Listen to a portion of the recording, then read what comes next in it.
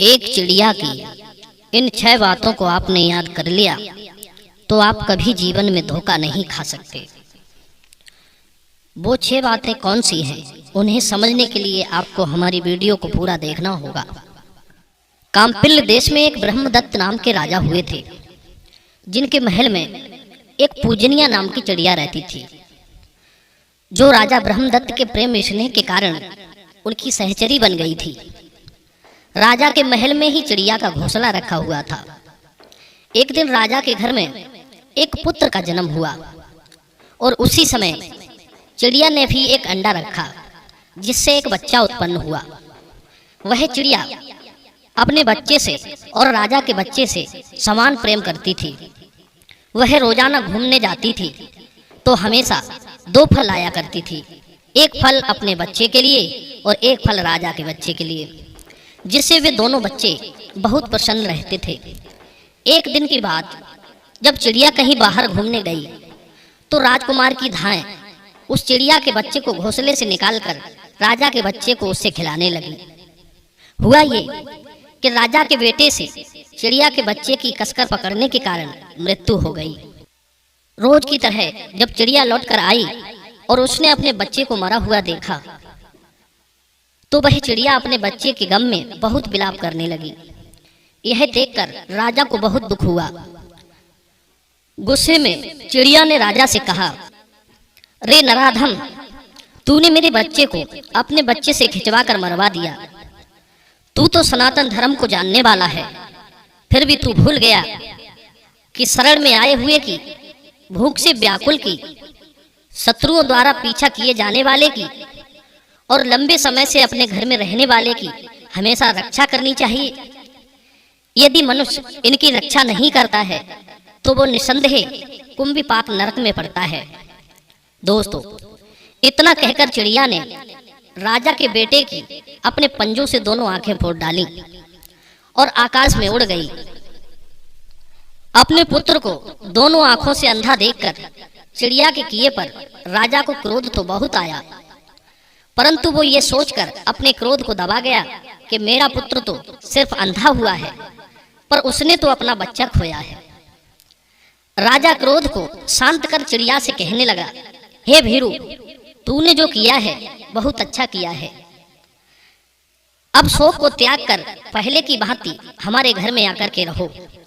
मैं चाहता हूं कि हमारा तुम्हारा प्रेम फिर से सदा बना रहे।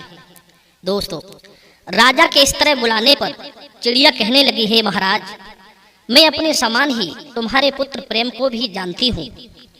तुम्हारे पुत्र को नेत्रहीन करके मैं अपराधनी हूँ, इसीलिए मैं तुम्हारे घर में रहना नहीं चाहती।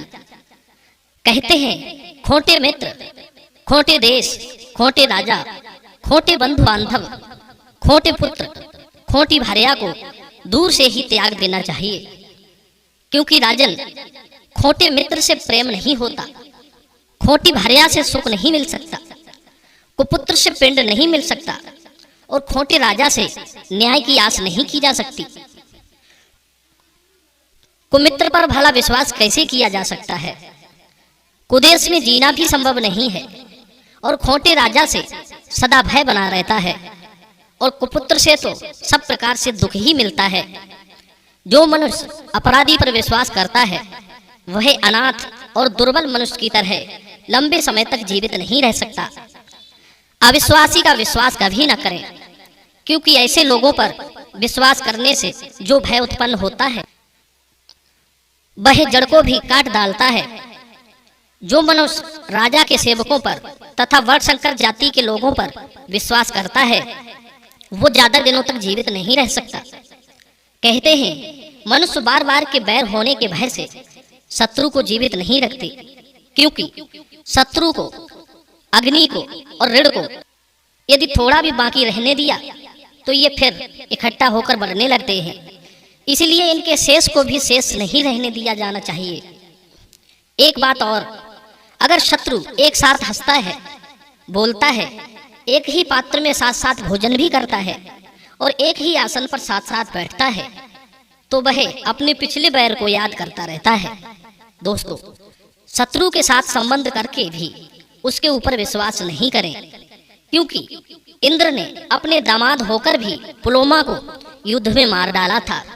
जो मनुष्य मन में बैर को छुपाए हुए प्रिय बातें करता है, बुद्धिमान पुरुष उस पर विश्वास करके उसके पास ना जाएं।